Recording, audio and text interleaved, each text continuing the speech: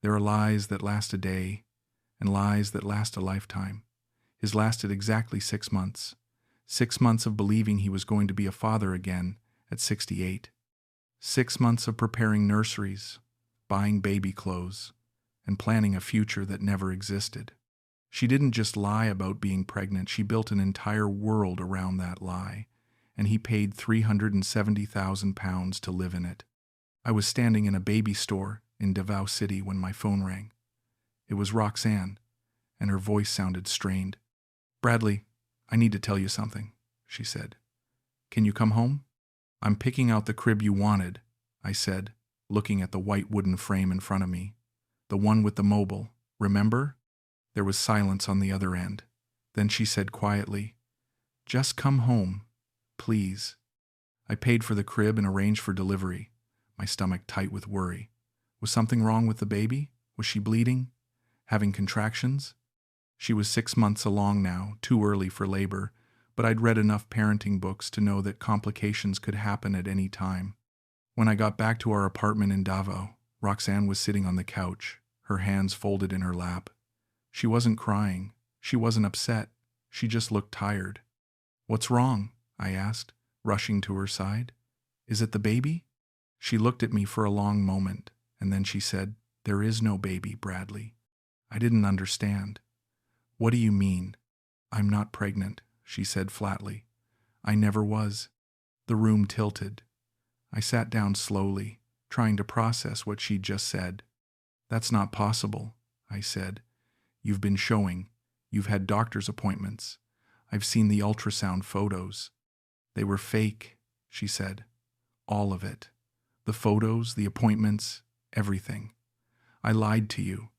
I stared at her, waiting for her to laugh, to tell me this was some kind of terrible joke. But she didn't. She just sat there, looking at me with those same brown eyes that had gazed at me with so much love 6 months ago when she first told me she was pregnant. "Why?" I whispered. "Because I needed the money," she said simply. I stood up, my legs shaking. "How much?" "I don't know exactly," she said. "A lot." I went to my desk and pulled out my financial records. I had been meticulous about tracking every expense related to the pregnancy, every doctor's visit, every supplement, every piece of baby furniture, every modification to the apartment. I added it up with trembling hands. £370,000. I turned to face her. "You took £370,000 from me for a baby that doesn't exist." She didn't deny it. She just nodded. "Get out," I said quietly. "Bradley, get out of my apartment, now." She grabbed her purse and left without another word.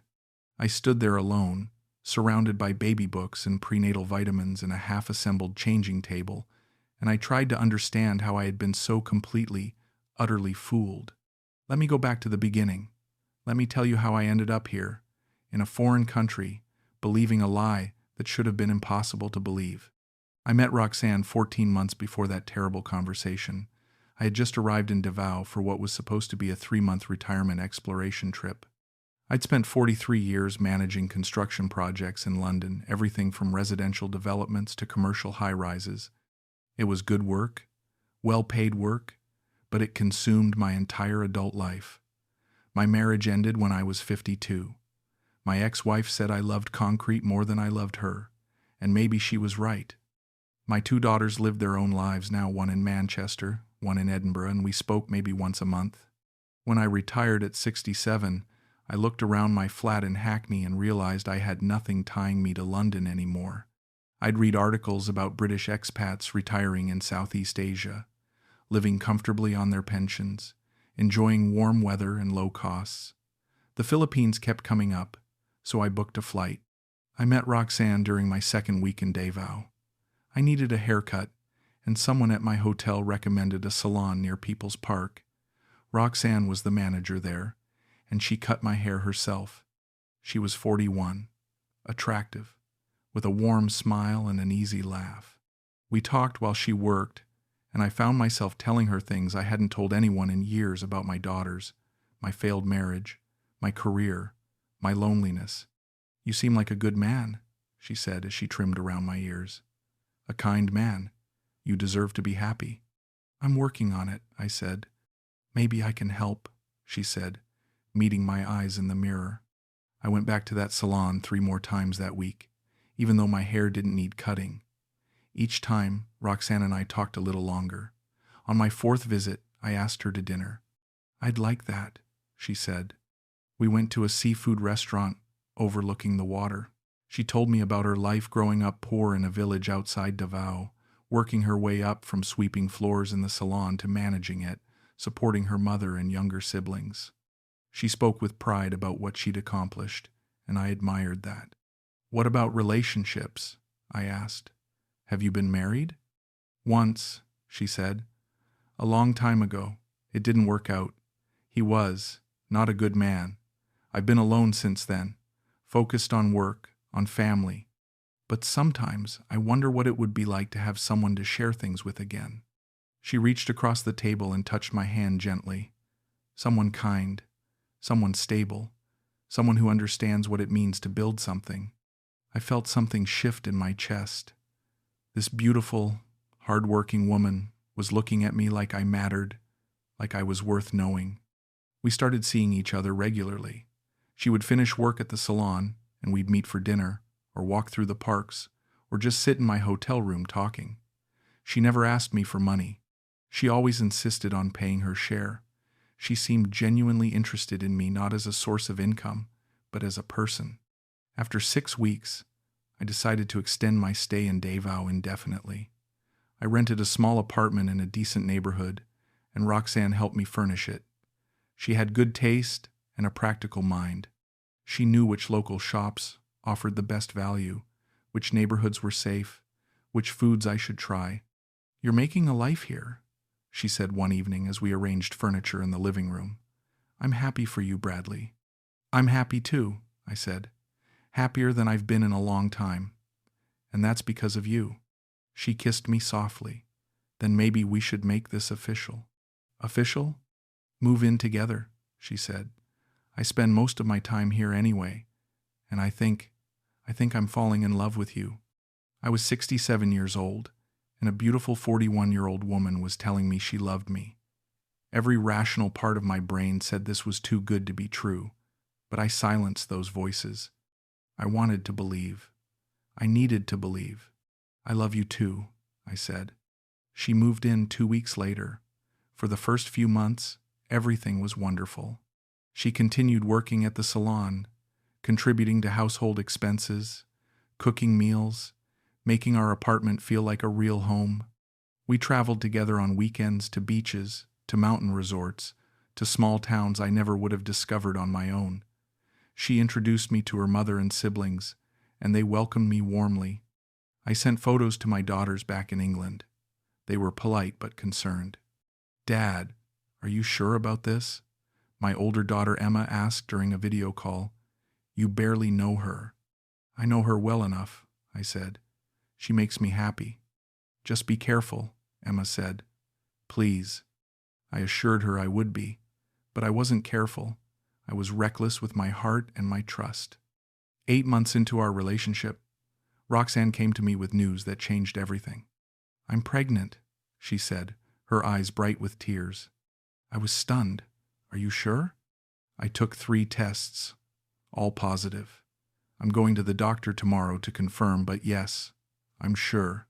I didn't know what to feel. Shock, certainly. Fear, but also something else, a strange, unexpected joy. I had 2 grown daughters, but I'd missed so much of their childhoods because of work. Maybe this was a second chance. Maybe this was fate giving me an opportunity to be the father I should have been the first time. This is a lot to process, I said carefully. I know, she said. And if you're not ready, if you don't want this, I understand. But I want to keep the baby, Bradley. I want us to be a family. I want that too, I heard myself say. I want that very much. She threw her arms around me, crying with happiness. We're going to have a baby, our baby. The next day, she went to a clinic in Davao for a blood test. She came back with a printed form confirming the pregnancy. I looked at the numbers and medical terminology, not really understanding what they meant, but seeing the word positive in bold letters at the bottom. 8 weeks along, Roxanne said. The doctor says everything looks good so far. Did you get an ultrasound? I asked. Not yet. They usually wait until 12 weeks for that, but I made an appointment for next month.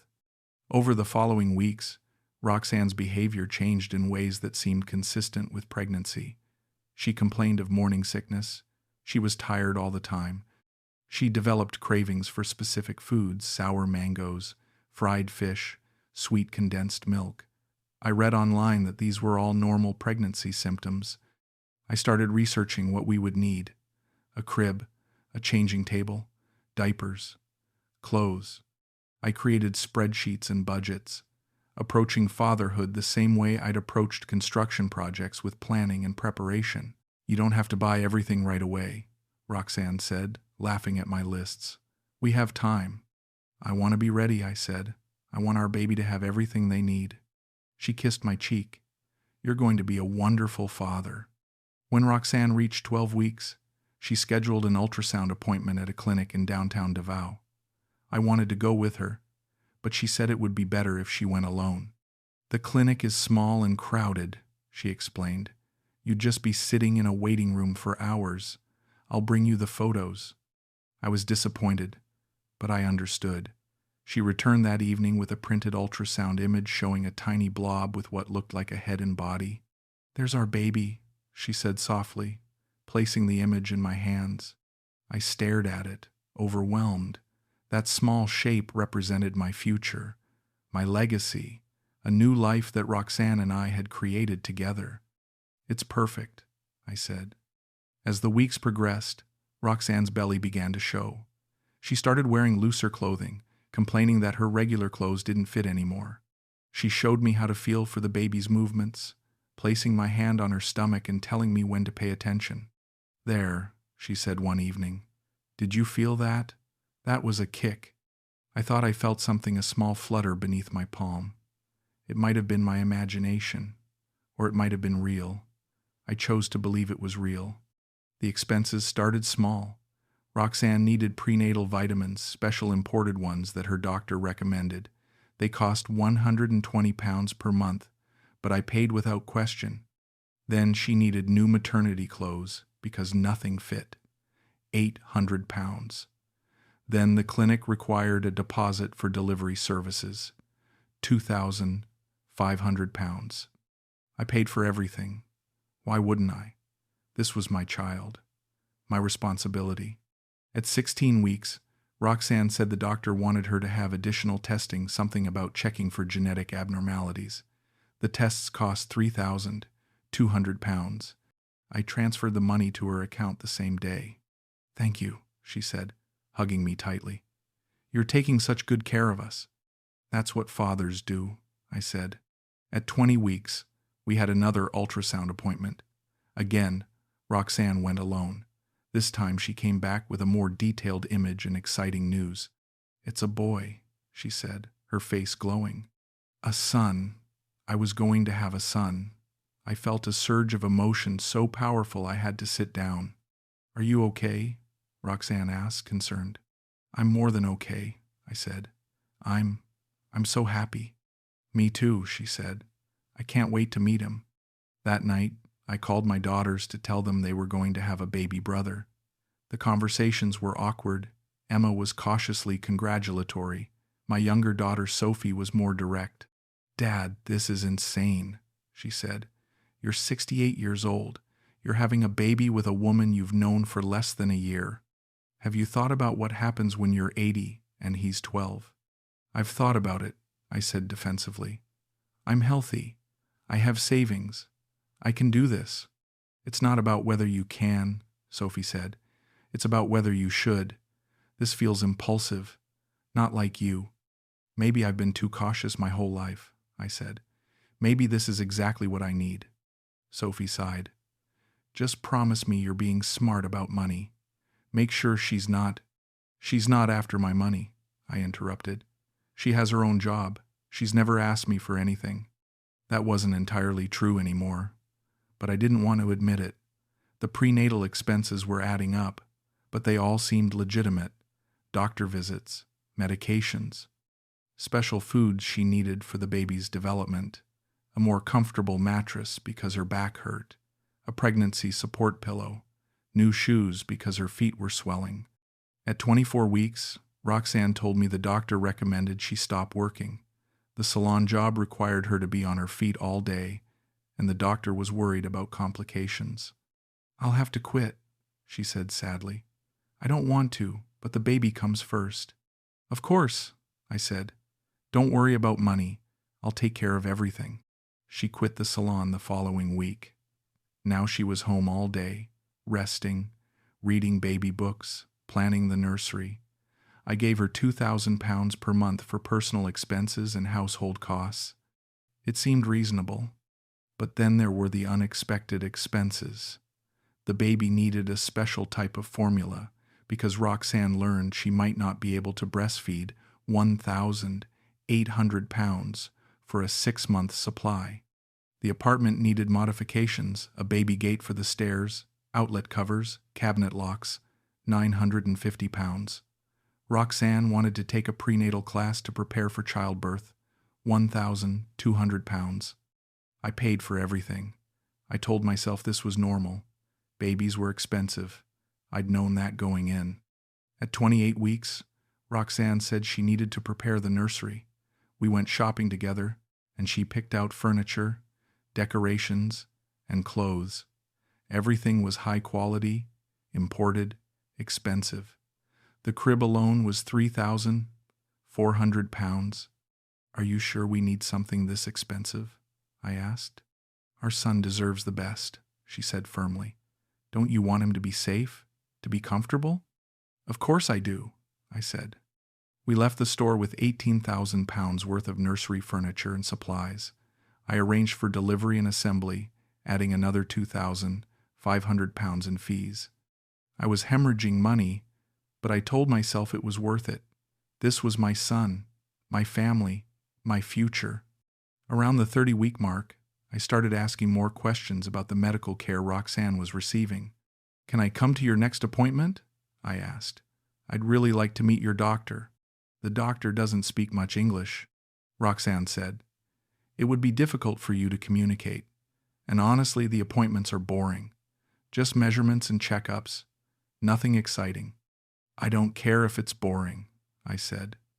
"I want to be involved." She looked irritated.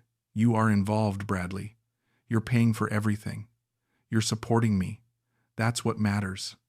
"But I want to be there," I pressed. "I want to see our son on the ultrasound screen. I want to hear his heartbeat." "Maybe next time," she said dismissively. "I'm tired. I need to rest." That was the first time I felt a real flicker of doubt. Why didn't she want me at the appointments? Why did she always have an excuse? But I pushed the doubt away. She was pregnant, hormonal, stressed. I needed to be patient and understanding. At 32 weeks, Roxanne said the doctor wanted her to have some specialized tests at a hospital in Cebu City, a larger city about a 3-hour drive from Davao. The tests would cost £15,000, and she needed to stay in Cebu for 3 days. "Can I come with you?" I asked. "No," she said quickly. "It's a medical facility. They don't allow visitors during the testing, and I'll be staying with a cousin who lives there. There's no room for you." "I could get a hotel," I suggested. "Bradley, please," she said, sounding exasperated. "I need to do this alone. Can you just trust me?" I gave her the £15,000. She left for Cebu the next morning and came back 3 days later, saying the tests went well. "Everything is fine," she said. "The baby is healthy. We're on track for a normal delivery." I wanted to believe her. I needed to believe her. But something felt wrong. Something had felt wrong for weeks, and I'd been ignoring it. I started paying closer attention. I noticed that Roxanne's belly seemed inconsistent, sometimes larger, sometimes smaller, depending on what she was wearing. I noticed that she never let me touch her bare stomach anymore, always keeping a shirt or blanket between my hand and her skin. I noticed that she'd stopped talking about feeling the baby kick. "Is everything okay with the baby?" I asked one evening. You haven't mentioned feeling him move lately. He moves all the time, she said. You just haven't been paying attention. Can I feel? I asked, reaching for her stomach. She pulled away. Not now. I'm not feeling well. She went to the bedroom and closed the door. I sat alone in the living room, surrounded by baby supplies, and felt a cold dread settling in my chest. The next day, while Roxanne was out, I went through her things. I felt guilty doing it, but I couldn't shake the feeling that something was very wrong. In her drawer, I found the ultrasound photos she'd shown me. I looked at them closely for the first time, really studied them.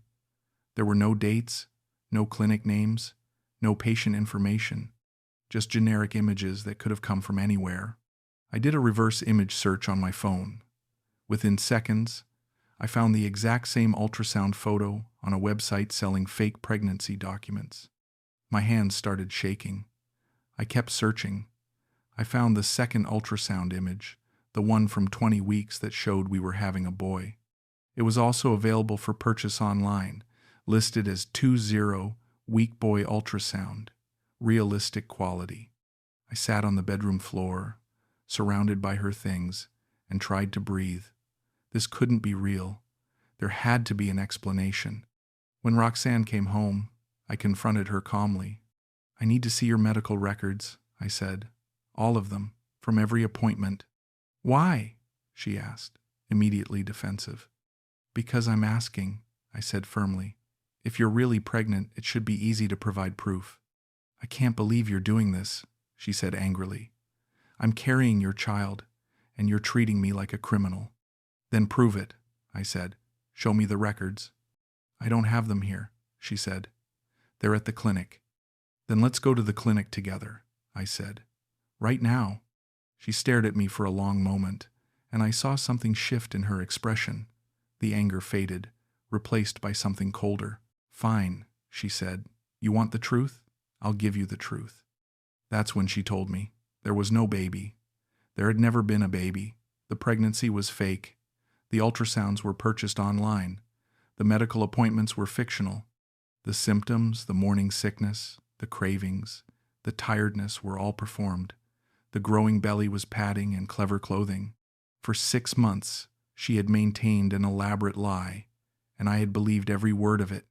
After she left, I spent the rest of the day going through my financial records, calculating exactly how much I'd given her: prenatal vitamins, maternity clothes, medical tests, nursery furniture, hospital deposits, monthly allowances, special foods, travel to Cebu, classes, supplements, safety modifications to the apartment. 370,000 pounds. I had given her 370,000 pounds over 6 months for a baby that didn't exist. I felt physically ill.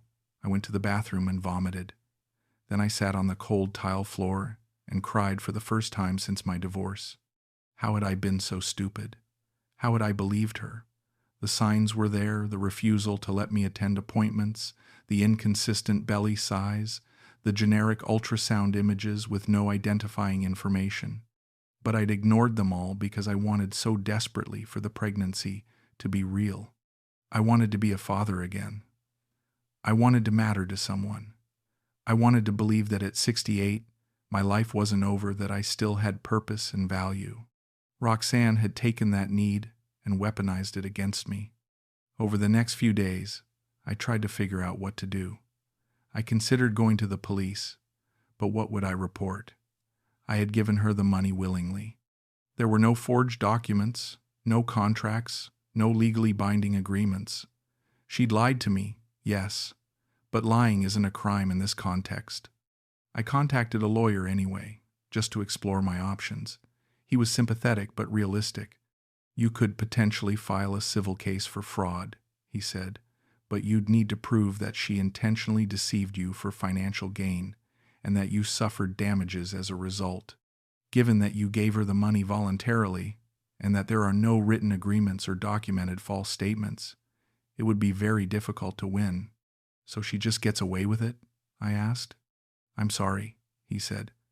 In situations like this, the victim often has very little legal recourse. I called my daughters and told them everything. Emma was furious. I told you to be careful, she said. I warned you, Dad. I know, I said quietly. Sophie was more gentle. Are you okay? Do you need us to come there? No, I said. I just need time to process this. How much money did you lose? Emma asked. A lot, I said, but I'd rather not say exactly how much. The truth was, I was ashamed of my gullibility, ashamed of my desperation, ashamed that I'd let loneliness cloud my judgment so completely. I stayed in the apartment for 2 weeks, barely leaving except to buy food. I dismantled the nursery piece by piece, packing away the crib, the changing table, the tiny clothes I'd bought in anticipation of a son who would never exist. I donated most of it to a local charity. I couldn't bear to look at it. During those weeks, Roxanne texted me several times. I'm sorry, one message said. I never meant to hurt you. You hurt me anyway, I replied. I needed the money, she wrote. My family was in trouble. I didn't know what else to do. You could have asked me honestly, I said. I would have helped you, but you chose to lie instead. Would you really have given me that much money if I'd just asked? She responded. I didn't answer because I didn't know. Maybe I would have. Maybe I wouldn't have. But that wasn't the point. The point was that she'd taken away my choice. She'd manipulated me into believing something that wasn't real, and she'd profited enormously from that manipulation. A week later, she sent another message. Can we meet? I want to explain everything. Against my better judgment, I agreed. We met at a quiet cafe near the waterfront. She looked different, no longer wearing the loose, flowing clothes she'd worn when pretending to be pregnant. She looked like herself again, and that somehow made it worse. Thank you for coming, she said as I sat down across from her. What do you want, Roxanne? I asked tiredly. I want you to understand why I did it, she said. My mother needed surgery. My brother lost his job. My sister's husband left her with 3 kids and no support. I was trying to hold my entire family together, and I couldn't do it on my salon salary alone. So you lied to me, I said, for 6 months. I lied to you because I knew you'd help if you thought it was for your baby, she said. You're a good man, Bradley. Too good.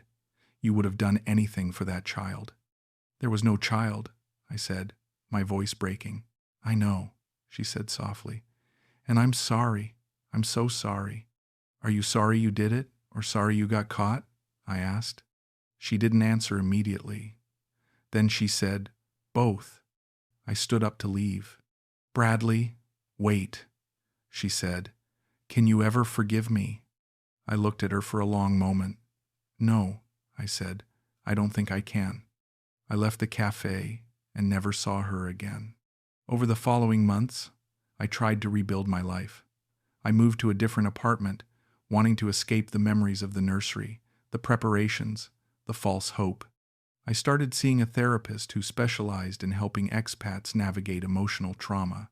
You were a victim of a sophisticated con, she told me during one session. What Roxanne did was calculated and cruel. The fake pregnancy, the manufactured symptoms, the emotional manipulation, these are tactics used by people who understand human psychology and know how to exploit it. But I should have known, I said. I should have seen the signs. Maybe, she said, but she was very good at what she did, and you were vulnerable. You wanted to believe because the alternative, being alone, being irrelevant, being past your usefulness, was too painful to accept. She was right. I had been vulnerable, lonely, desperate for meaning, and Roxanne had identified those vulnerabilities and exploited them with surgical precision. I started attending a support group for expats who'd been scammed or manipulated in relationships. I heard stories similar to mine, men who'd lost their savings to fake business ventures, fake medical emergencies, fake family crises. Some had lost more money than I had. Some had lost less. But we'd all lost something deeper than money. We'd lost our trust, our dignity, and our belief that people were fundamentally good. The hardest part isn't the money, one man said during a meeting. It's realizing that someone looked at you and saw only an opportunity. That everything you thought was real was just a performance. I nodded. That was exactly how I felt. I eventually told my daughters the full amount I'd lost. Emma was horrified. "Dad, that's a significant portion of your retirement savings," she said. "How are you going to manage financially?" "I'll be okay," I said. "I'll have to be more careful with spending, but I'm not destitute. I still have my pension and some investments." "You need to come home," Sophie said. "Come back to England. Be near family." "I'm thinking about it," I said. But I didn't go back. Not yet. Something in me needed to stay in the Philippines, to prove to myself that I could survive this, that I could rebuild. Running back to England felt like admitting defeat. I started volunteering at a local community center, teaching basic English to Filipino children. It gave me purpose. It reminded me that I could still contribute something positive to the world, even after being so thoroughly used. One of the other volunteers, an Australian man named Peter, had also been scammed by a romantic partner. Lost $80,000 to a woman who said her father needed heart surgery. He told me over coffee. Turns out her father was already dead, had been for 5 years. "How did you move past it?" I asked. "I'm not sure I have," he admitted. "But I'm trying. Volunteering helps. Staying busy helps. Not isolating myself helps." "Do you trust people anymore?" I asked. He thought about it. "I want to, but it's hard. Every time I meet someone new, I find myself looking for the angle, the scam, the lie. It's exhausting." I understood completely. I felt the same way. 6 months after Roxanne's confession, I received an unexpected message from her. It was long and detailed, and it said she wanted to make amends. She claimed she'd gotten a better job and wanted to start paying me back, a little at a time. "I know I can never repay everything," she wrote, "but I want to try. You deserve better than what I gave you." I didn't respond. I didn't block her either. I just left the message unread for weeks, unsure what to do with it. My therapist asked me what I wanted. "I don't know," I said. Part of me wants to believe she's sincere. Part of me thinks it's just another manipulation. "What would accepting her offer give you?" she asked. "Maybe some of my money back," I said. "Maybe some closure." "And what would it cost you?" "My peace," I admitted. Having contact with her again would mean opening a door I've been trying to close. In the end, I didn't respond. The money was gone, and no monthly payment plan would ever truly compensate for what she'd taken from me. More importantly, I realized that I didn't want to be tied to her in any way, not financially, not emotionally, not even through the structure of a repayment plan. I needed to let go completely. A year after the fake pregnancy revelation, I finally felt ready to return to England, not because I was running away, but because I was ready to reconnect with my real family, my daughters, my grandchildren, the life I'd left behind. Before I left, I went back to that baby store where I'd been shopping when Roxanne called to confess. I stood in the same aisle, looking at the same cribs and changing tables and tiny clothes. But this time, I didn't feel the devastating loss I'd felt before. I felt something else, a quiet sadness, yes, but also a strange sense of peace. I had wanted to be a father again. I had wanted to matter. I had wanted to believe that my life at 68 wasn't finished, that I still had something to offer. And maybe I did, just not in the way I'd imagined. I flew back to London on a gray Tuesday morning. Emma and Sophie met me at Heathrow, and when I saw them waiting for me at arrivals, I started crying, not from sadness, but from relief. These were my real daughters, my real family. They hadn't asked me for money. They'd asked me to come home. "We missed you, Dad," Emma said, hugging me tightly. "I missed you too," I said. Sophie linked her arm through mine as we walked to the car. "You're staying with me for a while. No arguments." "I wasn't going to argue," I said. Over the next few months, I rebuilt my life in England. I reconnected with old friends from my construction days. I spent time with my grandchildren. I started going to therapy regularly. I joined a walking group for retired men and found a sense of community I'd been missing. One evening, Emma asked me if I regretted going to the Philippines. Sometimes, I admitted, but not always. I learned things about myself I needed to learn, about my vulnerabilities, about my need for validation, about how loneliness can make you blind to obvious truths. You also learned that you're stronger than you thought, she said. You survived something that would have destroyed a lot of people. I'm not sure I've fully survived it yet, I said. I still think about it. I still feel the shame. The shame isn't yours to carry, Emma said firmly. She's the one who lied. She's the one who manipulated you.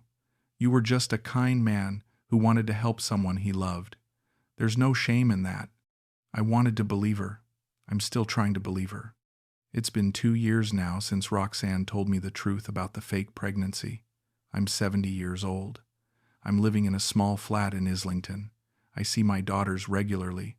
I'm teaching part-time at a community college, helping immigrants improve their English. My life is smaller than it was before, but it's real, it's honest, it's mine. I still have moments where I think about what happened. I'll see a pregnant woman on the street, or I'll pass a baby store, and I'll remember standing in that nursery aisle in Davao, believing I was about to become a father again. I'll remember the hope I felt, the excitement, the sense of purpose, and then I'll remember that it was all a lie, that Roxanne spent 6 months performing pregnancy symptoms, maintaining an elaborate fiction, extracting money from me every step of the way. She patted her stomach. She faked doctor's appointments. She bought ultrasound images online. She looked me in the eyes and told me we were having a son, knowing it was completely false. 6 months. 370,000 pounds. One massive, cruel lie. Sometimes I wonder what happened to her, whether she's running the same con on someone else, whether she feels any guilt at all, whether she ever thinks about the man whose dreams she monetized and then destroyed. But mostly, I try not to wonder. I try to focus on my real life, my real family, my real purpose. I'm not the same man I was before. I'm more cautious now, more skeptical, less willing to trust. I hate that about myself, but I also recognize it as necessary. The world has wolves in it, and I can't afford to be naive anymore. But I'm also trying not to let what happened turn me bitter. I'm trying to remember that most people are good, that kindness is still valuable, that opening your heart, even if it gets broken, is better than closing it forever. I don't know if I'll ever have another romantic relationship. The idea of trusting someone that deeply again feels impossible right now, but maybe someday. Maybe when I've healed a little more. For now, I'm just focused on being present, being a good father to my daughters, being a good grandfather to my grandchildren, being a useful member of my community, and trying, every day, to forgive myself for being human enough to believe in something that wasn't real. The 370,000 pounds is gone. I'll never get it back, but I'm still here. I'm still standing. I'm still capable of joy and connection and purpose. Roxanne took a lot from me, but she didn't take everything, and in the end, that has to be enough.